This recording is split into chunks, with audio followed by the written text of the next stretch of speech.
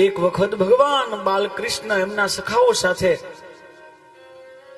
બેઠા અને બેહીને મનસુખા નામનો એનો સખા છે ને કહે છે કે કેમ કે દુબળો છો, કેમ કે ખાતો નથી? તો કે તારા ઘરે આટલું બધું માખણ છે તો તને બધું ખાવા મળે, અમારે માખણ ખરી પણ ખાવા ન દે, બધું કંસના તે લઈ જાય.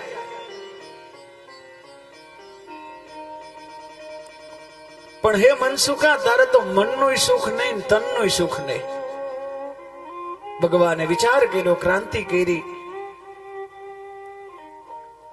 અને એક મંડળ બનાવ્યું છે.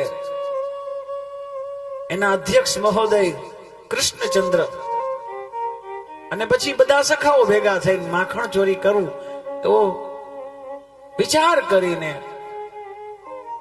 કે જ્યારે પ્રેમથી ન મળે ને ત્યારે ચોરીને પણ ખાઈ લેવું. સતમ વિહાય ભોક્તવ્યમ. આ માખણ ચોરી હકીકતમાં માખણ ચોરી છે જ નહીં.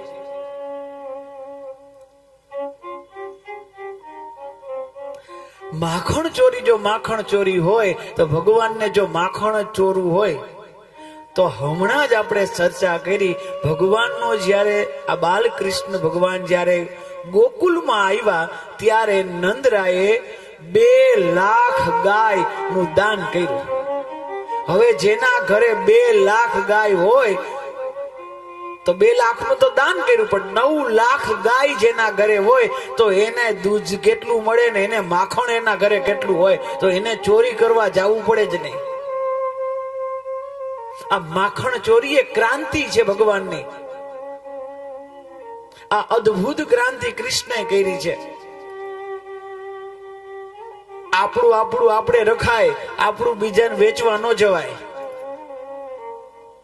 આજે હારી વસ્તુ બધી બારે વિદેશમાં જાય છે. જુનાગઢની હારા માયલી કેસર કેરી, હાપુસ કેરી પેલા વિદેશોમાં જાય ને પછી વિદેશો વાળા એમ કે હવે ભારતની કેરી ખાઈ લીધી, પછી આપણે આવે, પછી આપણે ખાય, બનાવી આપણે, મહેનત આપણે કરી, એક્સપોર્ટ વિદેશમાં થાય. ભગવાને આનો વિરોધ કર્યો છે. હારી વસ્તુ આપણે ખાવાની, વધે તો વેચવાનું.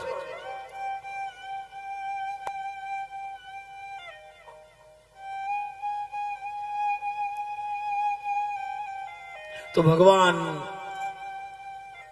એમના સખાઓ સાથે અનેક ગોપીઓના ઘરે જઈને માખણ ચોરી. અને બીજું, આ માખણ ચોરી એટલે શું છે? આ માખણ એ મન છે.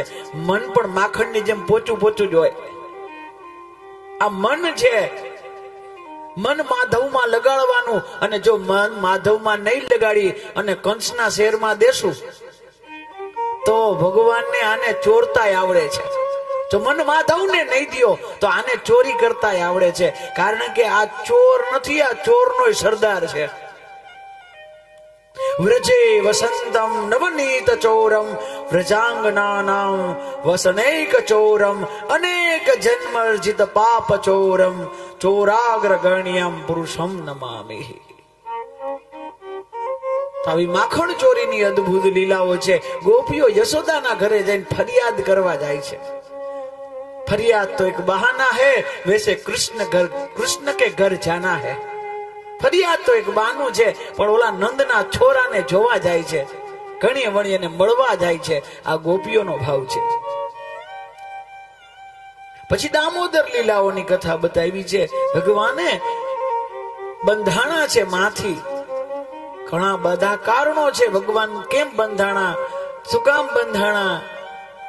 માં યશોદા કૃષ્ણ પરબ્રહ્મ પરમેશ્વર બ્રહ્મને પકડવા હોય તો માં લાકડી લઈને જાય છે, કોઈ દંડ લઈને, કોઈ સાધન લઈને બ્રહ્મને ગોતવા જાસી ત્યારે બ્રહ્મ આપણી પાસે નહીં આવે. સાધનોથી બ્રહ્મ આપણી પાસે નહીં આવે. માં યશોદા એ દંડ લઈને જ્યારે દોડે છે ત્યારે કૃષ્ણ એમની પાસે નથી આવતા, એના પકડમાં નથી આવતા. સાધનાના બળે આપણે ઈશ્વરને મળશે તો ઈશ્વર ક્યારેય નહીં મળે. સાધન જરૂરી છે, પણ સાધન સાધ્ય અપાવવા માટે છે, સાધન સાધ્ય નથી.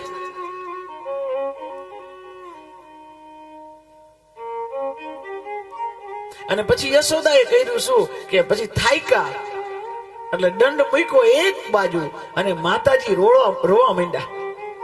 યશોદા રડવા લાગ્યા અને એ રડતા રડતા યશોદાને જોઈ અને કાનુડો ધીમે ધીમે એમની બાજુમાં આવી એની ગોદમાં બેહી પોતાના હાથે આંસુ લૂછે છે કે માં તું છાની રહી જા, માં તું છાની રહી જા. આ શું દર્શાવે છે કે જ્યારે આપણે સાધનાના બળે ભગવાનને મેળવવાના પ્રયત્ન કરશું તો ભગવાન આપણી પકડમાં નહીં આવે. ભગવાન કેવી રીતે પકડમાં આવે, ક્યારે ભગવાન આવે તો કહે છે કે બધું એક ઓર છોડી માતૃત્વ લઈ આવી જીવનમાં અને દીકરા પ્રત્યેનો ભાવ લઈ આવી અને રુદન કરી. રુદન એટલે શું? ભક્તિની એક અવસ્થા છે. રુદન ભક્તિ થાય અને ભક્તિની અવસ્થા એક રુદન છે. જ્યારે આ હૈયું ભરાશે અને ભગવાનના નામથી બે આહુણા પડી જાય ને ત્યારે બધું એક ઓર છોડી પરબ્રહ્મ પરમેશ્વર આપણી ગોદમાં રમવા માટે આવી જશે. ભગવાન આપણા ખોળામાં રમવા માટે આવી જશે. આ દામોદર લીલાઓની સુંદર ભાવ 12 ભાવ છે દામોદર લીલા વિશે. યમલા અર્જુનનો ઉદ્ધાર કર્યો છે એમની કથા બતાવી છે અને યમલા અર્જુને ભગવાનની સ્તુતિ વંદના કરી છે. વાણી ગુણન કથને શ્રવણો કથાયામ. અમારી વાણી એ તમારું હંમેશા માટે ઉચ્ચારણ કરે, મારા કાન એ તમારી કથા સાંભળે. હું જ્યારે બોલું હું તમારી સ્તુતિ ગાઉં છું. હું જે જે કઈ કર્મ કરું ભગવાન એ તમારું ભજન થાય. હવે બધા ગોકુલ છોડી અને વૃંદાવનમાં જાય છે એમની કથા બતાવી છે પહેલી વખત. હવે ભગવાન એ જંગલ તરફ ગતિ કરે છે. ગાયો ચરાવવા માટે ભગવાન ગોપાલ બન્યા છે એમની કથા બતાવી છે. ભગવાન ગોપાલ આ ગાયોને ચરાવવા લઈ જાય છે. ભગવાન વેણુ વગાડે છે અને ભગવાન ગોપાલ બન્યા છે.